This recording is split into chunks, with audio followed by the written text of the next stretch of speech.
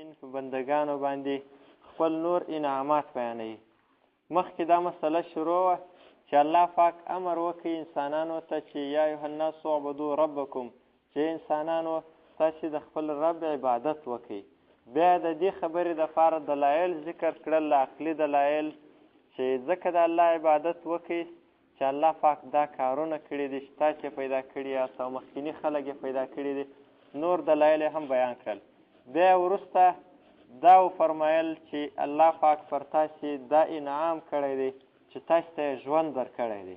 نو دا اول انعام دی د الله، نو د دې الله عبادت وکړي او د دې نعمت شکر ادا کړي. بل انعام یې دا بیان کړي چې هو الذي خلق لكم ما في الارض جميعا، الله هغه ذات دی چې ستاسې د فایدې دپاره یې د مځکې ټول شیان پیدا کړي دي. نو دا دوم انعام دی د الله پاک.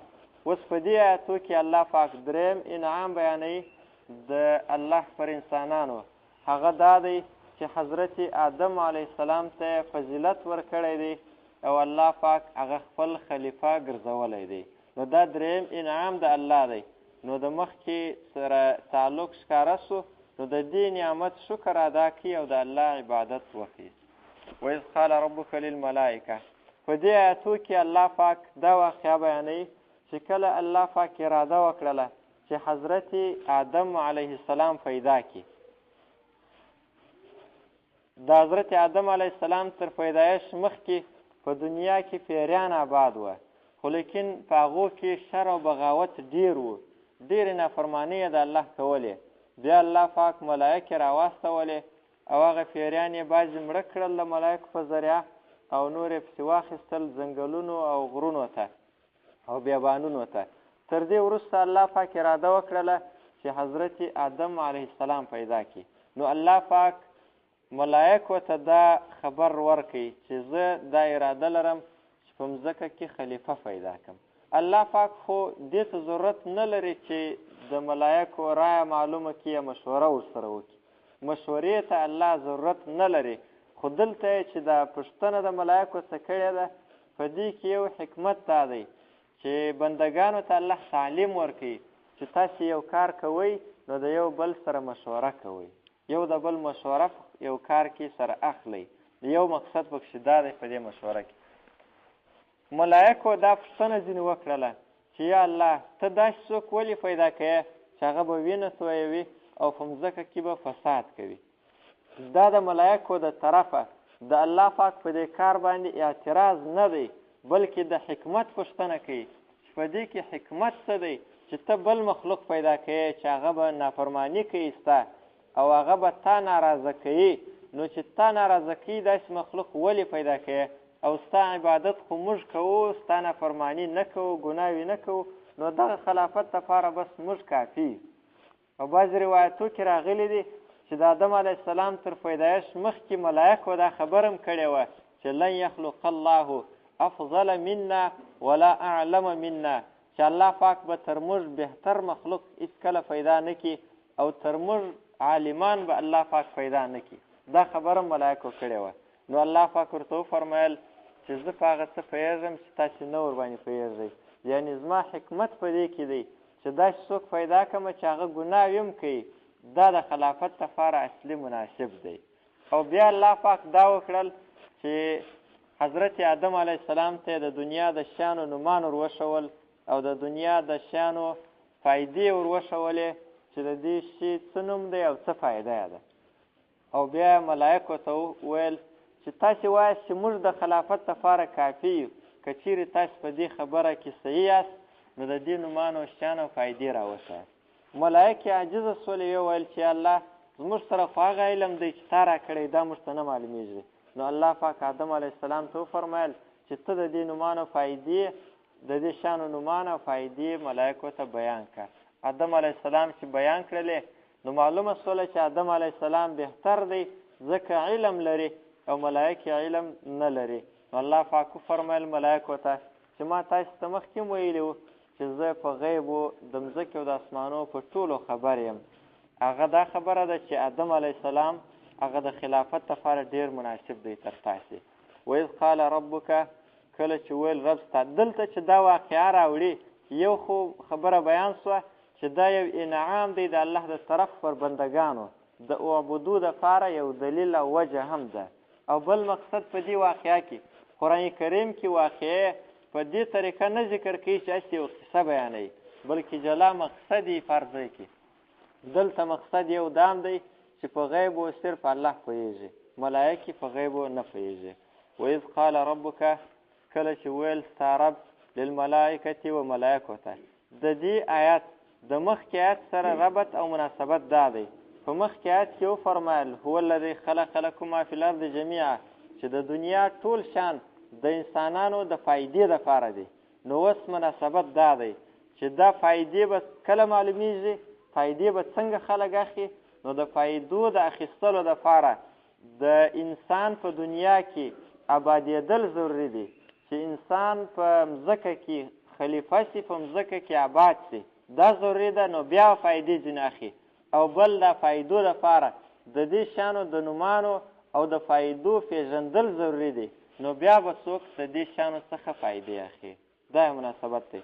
وإذ قال ربک، کله چې ویل ستا رب للملائکة و ملایکو ته انی جاعل، یقینا زه ګرځونکی یم فی الارض، په مځکه کې خلیفة، یو خلیفه و نایب. خلیفه اصل کې خو د حکم او فیصله دا د الله چلیږي. ان الحکم الا لله، فیصله او حکومت به دا د الله چلیږي په مځکه کې. انسان چې دی دا د الله خلیفه دی په دې اعتبار چې د الله پاک احکامات به دی په دنیا کې نافظوي. قالو دوی ویل اتجعلو، آیا ته ګرځوې فیها په دې مځکه کې من هغه څوک یفسدو فیها چې فساد به کوي په دې مځکه کې، یو دا کار کوي، ویسفکو الدماء، او بیوي به دوی وینې ناحقه وینې به تویي. ملایکو ته دا څنګه معلومه شوه چې انسان به په مځکه کې فساد کوي او وینې به تویوي؟ دا خو یا الله پاک خبر ورکړی دی چې د انسان عمل به داسې چې ظلمونه به هم کوي یو پر بل باندې، یا خبر ورکړی دی، او یا ملایکو د خلیفه د لفظ څخه استنباط کړی دی. خلیفه او حاکم هغه وخت ضرورت کې کله چې ظلم موجود وي، د دوو کسانو مابینځ کې جنجال پیښیږي، یو پر بل ظلم کوي، نو بیا د حاکم او د خلیفه ضرورت پیښیږي چې خلیفه به راولاړېږي، د دې دوو کسانو په مابینځ کې به فیصله کوي.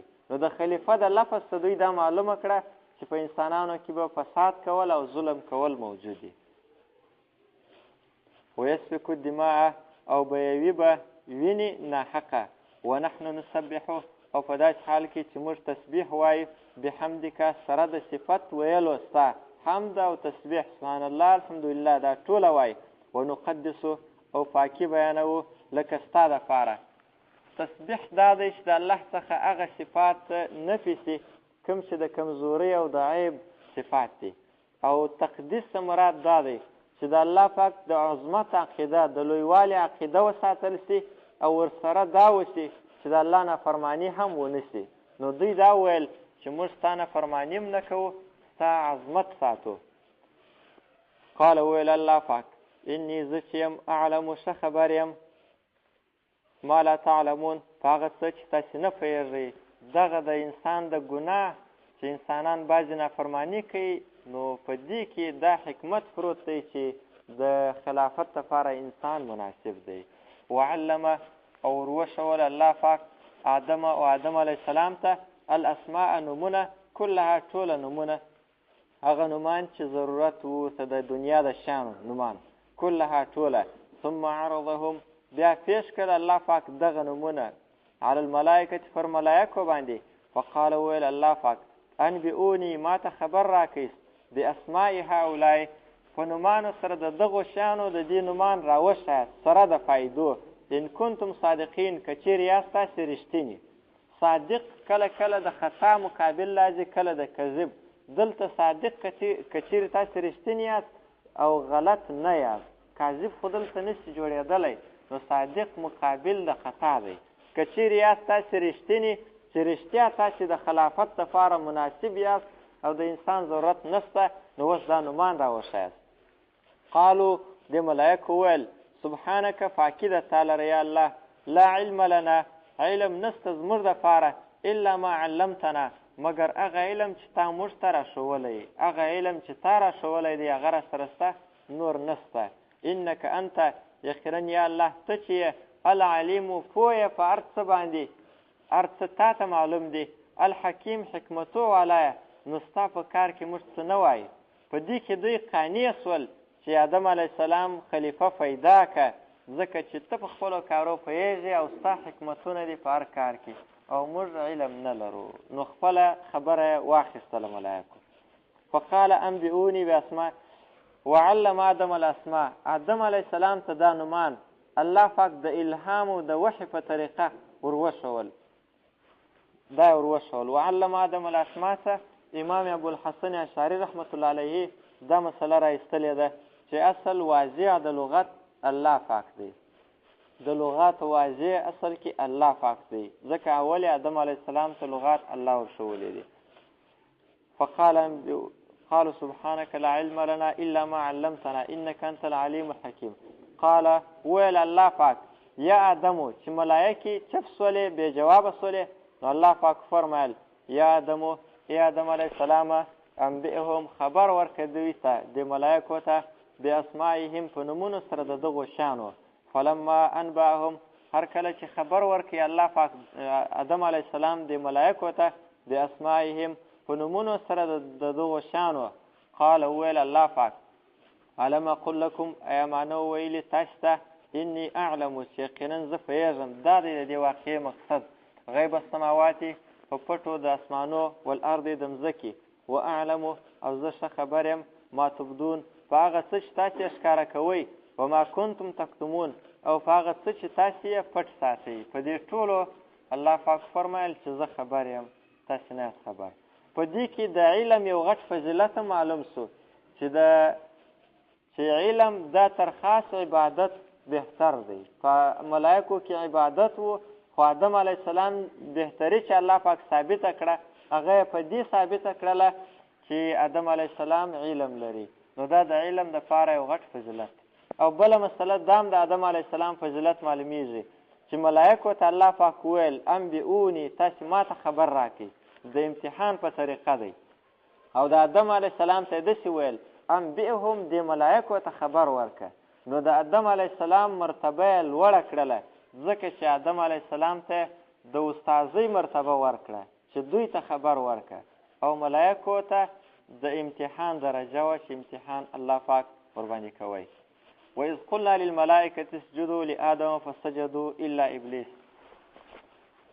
دا څلرم انعام دی د الله پاک پر انسانانو باندې هغه دا چې آدم علیه السلام الله پاک د ملایکو مسجد وګرځوئ ملایکو ته امر وکړي چې تاسې آدم علیه السلام ته سجده وکړي نو آدم علیه السلام ته الله پاک دغه فضیلت او عزت ورکړي او بیا جنت ته داخل کړي نو دا ټوله انعامات دي د الله د طرفه نو چې دا انعامات الله کړي دي نو تاسې د الله عبادت وکړئ وإذ قلنا للملائکة اسجدوا لآدم فسجدوا الا ابلیس آدم علیه السلام چې کله پیدا سو نو الله پاک ملایکو ته امر وکړي چې تاسې آدم علیه السلام ته سجده وکړئ مخکې موږ ویل چې پیریانو په دنیا کې پیریان آباد وه بیا ملایکې راغلی هغه یې پسې واخیستل نو په دې وخت کې پیریانو کې یو کس و چې ابلیس د ابلیس شیطان عزازیل یې نوم دی دا موجود و او دی ډېر عبادت ګزاره و ملایکې چې راغلی چې شیطانان پسې واخي نو ده خپله بېزاري اعلان کړه چې د دې شیطانانو د کار څه زه بېزاره یم دوی بد کارونه کوي نو دا ابلیس د ملایکو سره اسمانو ته پورته شو هلته عبادت کوئ عبادت یې ډېر زیات عبادت کوئ د الله پاک د ابلیس نو په دغه وخت کې چې الله پاک آدم علیه السلام پیدا کړي نو الله پاک ملایکو ته دا څونه کسان چې موجود و ټولو ته خطاب وکړي نو په دې کې ابلیس هم راغی چې آدم علیه السلام ته سجده وکړي آدم علیه السلام ته سجده کول دا د تعظیم سجده وه لکه زموږ په دین کې چې روغبړ کول دی یا لاس مچول دی دارنګه حیثیت دغه سجده لري نو دوی ته چې امر وکړي چې دا سجده وکړي نو ملایکو ټولو سجده وکړله او صرف ابلیس ونه کړله او ځان یې لوی بلی وإذ قلنا دا واقعه په قرآن کریم کې 7 واره ذکر شوې ده وإذ قلنا کله چې موږ ویل للملائکة و ملایکو ته اسجدو سجده وکړي لآدم و آدم علیه السلام ته فسجدو نو دوی سجده وکړله الا ابلیس مګر ابلیس دا سجده ونه کړله. دا سجده د تعظیم و زموږ په امت کې ناروا ده. الا ابلیس استثناء منقطع ده، ځکه ابلیس په ملایکو کې داخل نه دی، د ملایکو د جنس نه دی. استثناء منقطع دی چې الا د لاکن په معنا سره اخیستل کېږي.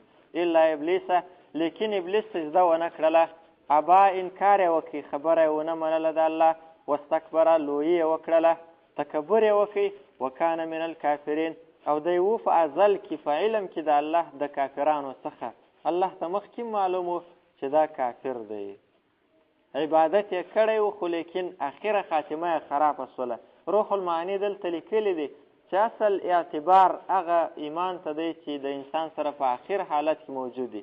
مخکې که سړی وای هر څومره عبادت کوي، علم ولري، ایمان ولري، په دې به سړی نه غره کېږي. ابلیس د عبادتونه په زراو کلونه کړي دي، خو لیکن اخره خاتمه خرابه سوه، ټول عبادتونه برباد سول. ابا واستکبره، انکار یې وکړي او لویي یې وکړله، وکانه من الکافرین، او و دا ابلیس د کافرانو څخه. وقلنا یا آدمو، د ابلیس باره کې دا مشهوره ده چې دا د ملایکو استاذ و. دا خبره صحیح نه ده، عبادت گزاره و، عبادت یې کوی، خو لیکن د ملایکو د استاذۍ خبره هغه غلطه ده. وقلنا یا آدم اسکن انت وزوجک الجنه، کله چې یې سجده ابلیس ونه کړله نو ابلیس الله پاک د خپله درباره وشړی او بیا آدم علیه السلام ته د آدم علیه السلام یو ورځ پروت و، د چپې پشتۍ څخه حضرت حوا رضی الله تعالی عنها الله پاک پیدا کړه. نو بیا الله پاک ورته وویل چې تاسې دواړه په جنت کې اوسئ او د جنت میوې خورئ او په جنت کې ګرځئ چې کوم ځای ته ځئ، خو لیکن دا به کوئ یوه درخته یې ور وښوله چې دې ته مه نږدې کېږئ، یعنې د دې خوراک مه کوئ، کنې تاسې به ظالمان سئ. وقلنا، او موږ وویل یا آدم، ای آدم علیه السلامه، اسکن اوسه انت ته وزوجک او بیبي ستا الجنة په جنت کې اوسئ، وکلا او خوراک کوئ منها د دې جنت څخه رغدن پریمانه او ډیر، یعنې داسې خوراک کوئ چې ختمیږي نه، هر څومره چې تاسې خوړلی شئ خورئ، حیث شئتما، کوم ځای چې ستاسې خوښئ هغه ځای ته ځئ. رغدن کې اشاره ده چې په روزي کې هم پراخي ده، حیث شئتما کې اشاره ده چې په مکان کې په دې ځای کې دام پراخي ده. ولا تقربا، او مه نږدې کېږئ هذه الشجرة و دغه درختې ته، فتکونه، نو سی به تاسې دواړه من الظالمین د ظالمانو څخه. ولا تقربا، و مه نږدې کېږئ، دا د صد الذرائع په طریقه سره دی. مقصد یې دا دی چې یعنې دا درختې څخه خوراک مه کوئ. دا درخته کې بیا مختلف اقوال دي، څوک وایي د غنم درخته وه، څوک وایي د انځر وه، څوک وایي د انګور دي، مختلف اقوال دي. ابن کثیر رحمت الله علیه فرمایلی دی چې الله پاک وایي چې ابهمو ما ابهمه الله، چې هغه شی تاسې مبهم پرېږدئ کوم چې الله پاک دغسې پرېږدئ. الله پاک نه دی بیان کړی، نو په معلومولو کې اوس ضرورت نشته او فایده نشته.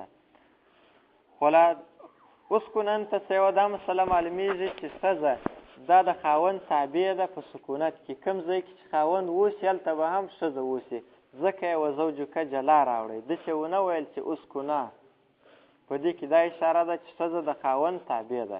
اسکن کې دې ته هم اشاره ده چې تاسې په جنت کې همیشه نه یاست، دا جنت ستاسې نه دی، په جنت کې گزاره کوئ، صرف د یو گزارې ځای دی، داسې نه دی لکه جنتیانو ته چې الله پاک فرمایي، پرون هم تېر سول چې د جنتیانو دپاره ان لهم جناتین، د دوی دپاره جنتونه دي، یعنې جنتونه الله پاک هغو ته ورکړي دي، خو دلته آدم علیه السلام ته صرف د یو گزارې دپاره ویل سوي دي. نو په دې کې مې اشاره وه چې بېرته به راوځي. ولا تقربا هذه الشجره، مه نږدې کېږئ دغه درختې ته، فتکونه من الظالمین، نو سی به تاسې دواړه د ظالمانو څخه. ولا تقربا کې دا مطلب دی چې په قصد سره مه نږدې کېږئ، که په قصد سره نږدې سئ نو تاسې به ظالمان سئ، یعنې ګناهګاره به سئ. خو حضرت آدم علیه السلام چې ور نږدې سوی دی، سوره طه کې هغه راځي چې فنسي ولم نجد له عظما، په یېره سره د الله حکم یې یېرو ور نږدې سو، په قصد سره نه دی ور نږدې سوی، نو ځکه آدم علیه السلام ګناهګار نه دی. فاضلهما الشیطانو، نو وشویول شیطان دا دواړه حوا او آدم علیه السلام عنها د دې جنت څخه. اضلال ذلت شویول دا غیر اختیاري، یو څوک چې سویږي نو غیر اختیاري سویږي. نو په دې کې اشاره ده چې دا خوراک چې آدم علیه السلام وکړي دا قصدن نه دی کړی، په خطا سره یې کړی دی. د اهل سنت والجماعت عقیده دا ده چې پیغمبران معصوم دي، کبیره ګناه هم نه کوي او کوچنۍ ګناه هم نه کوي. دلته چې د آدم علیه السلام ته دا نسبت شوی دی دا اجتهادي غلطي ده، خو لیکن درجه یې لوړه ده، نو ځکه دا اجتهادي غلطي هم د ده په باره کې غټه بلل کېږي. نو فازلهم الشیطانو وشویول دوی دواړو لره شیطان عنها د دې جنت څخه. شیطان وسوسه ور واچوله. وسوسه یې څنګه ور واچوله؟ دې کې دا کېدلی شي چې شیطان د جنت څخه د باندې او وسوسه یې ور اچولې. شیطان ته الله پاک دا طاقت ورکړی دی چې انسان ته وسوسه اچولی شي، نو بغیر د یو ځایوالي د مخامخ کېدلو هم وسوسه ور اچولی شي. یو خبره د لرېوالي سره سره بیا هم رسولې ده. لکه په دې زمانه کې مثال دا دی، یو سړی د بل سړي څخه لرې د دنیا په بل کونج کې بیا هم د ټلیفون په ذریعه خبره ورته کولی شي. نو شیطان هم په داسې یو ذریعه باندې آدم علیه السلام ته هغه وسوسه ور اچولې ده. فاخرجهما نو ویستل دوی دواړه مما د هغه ځای څخه کانا چې و دوی دواړه فی په هغه ځای چې هغه جنت و. وقلنا اهبطو او موږ وویل، الله فرمایي موږ وویل تر دې غلطۍ وروسته چې کښته سئ بعضکم بعضې ستاسې چې ستاسې اولادونه دي لبعضین دپاره د بعضو به عدون دشمنان یاست. د دې خوراک دا اثر سو چې په اولاد کې مو دشمنۍ راځي. ولکم او ستاسې دپاره فی الارض په مځکه کې مستقر ځای د قرار دی و متاع او فایدې اخیستل دي الی حین تر یو وخته پورې به تاسې په مځکه کې فایدې اخلئ او وخت پکې تېروئ.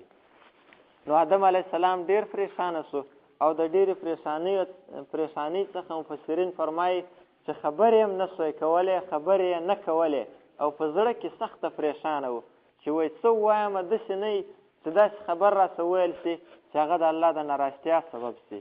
نو الله پاک بعضې کلمې ور وښولې چې دغه کلمې وایه.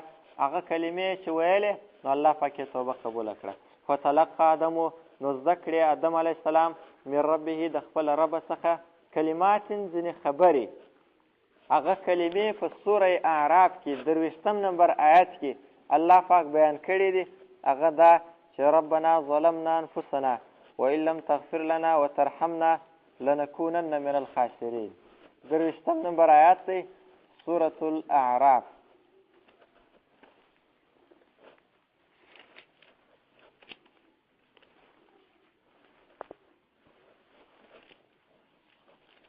ربنا ظلمنا یا الله قالا دوی دواړه وویل چې زموږ ربه یقینا موږ ظلم کړی دی په خپلو ځانو. وان لم تغفر لنا وترحمنا که ته بخښنه راته ونه کړې او ته رحم راباندې ونه کړې لنکونن من الخاسرین خامخا موږ تاوانیان سو.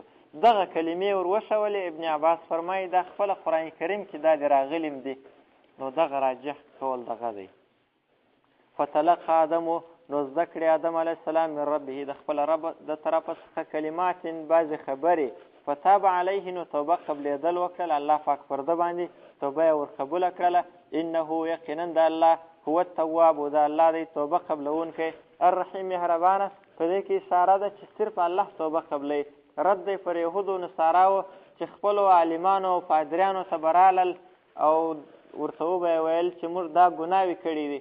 هغو به ورته ویل چې دا جرمانه راکړي، فدیه راکړي. فدیه به یې چې ورکړله نو بیا به یې ورته ویل چې ته ورځه ستا ګناه معاف شوه. اوس هم یهود او نصارا دغه طریقه لري. نو الله پاک رد کوي ورباندې چې یقینا صرف د الله توبه قبلوي، بل څوک یې نشي قبلولی. قلنا اهبطوا منها موږ ورته ویل کښته سئ د دې جنت څخه تاسې جمیعا ټوله کښته سئ دنیا ته. توبه قبوله سوه خو بیا هم کښته کېږئ. فاما یاتینکم که چیرې راشي تاسې ته مني زما د طرفه څخه هدن هدایت نو فمن تبعه چا چې تابعداري وکړله هدایه زما د هدایت چې کتاب د الله راغی فلا خوف علیهم نو نه به یې بیره پر دوی باندې ولا هم یحزنون نه به یوې دوی غمجن. خوف په د آینده په باره کې بیره، حزن غم په تېر سوي کار باندې. نو مطلب دلته راجح کول دا دی چې یعنې دا کسان به زه جنت ته داخلوم بیا به بیرته پر دوی باندې خوف او حزن دواړه نه وي. فاما یاتینکم مني هدن فمن تبع هداه د دې څه دا معلومیږي چې هدایت هغه معتبر دی چې د الله د طرفه وي. که څوک په خپل عقل سره هدایت معلوم کړي هغه هدایت نه دی. والذین کفروا او هغه کسان چې هغه کفر وکړي وکذبوا بآیاتنا او درواغجنې بللې زموږ آیاتونه اولئک اصحاب النار دا کسان دي خاوندان د اور هم دوی به فیها په دې اور کې خالدون همیشه وي. دا کسان به همیشه وي. بیا حدیث کې راغلی دی چې آدم علیه السلام او موسی علیه السلام مناظره سره وکړله.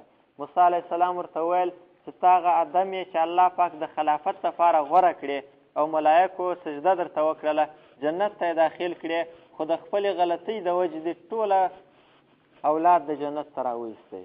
نو آدم علیه السلام ورته وویل، د مسلم شریف حدیث دی مشکات کې شته، چې ته موسی یې چې الله پاک د خپلې پیغمبرۍ او د خبرو دپاره غوره کړی وې او تا ته یې تورات در کړی و او ته د الله کلیم وې، د الله سره دې خبرې کولې، نو تا په تورات کې دا نه ولیدلې چې فعصا آدم ربه فغوا، چې آدم علیه السلام د الله نافرماني وکړه په غلطۍ سره نو خپل مقصد ته ونه رسېدی. دا تا څومره مخکې دا تورات ما تر پیدایش لیکل سوی دی. هغه ویل 40 کاله دا پکښې لیکلي وی نو وی ولیکلي و. نو آدم علیه السلام ورته وفرمیل وی نو ته ولې ما د داسې کار د وجې ملامتوې چې زما تر پیدایش 40 کاله مخکې الله پاک هغه فیصله لیکلې ده. نو نبی علیه السلام فرمایي فحج آدم و موسی، نو آدم علیه السلام د موسی علیه السلام څخه مناظره وګټله. یا بني اسرائیل اذکروا نعمتي التي انعمت علیکم. مخکې عام خطاب یا ایها الناس اعبدوا کې د دې ځای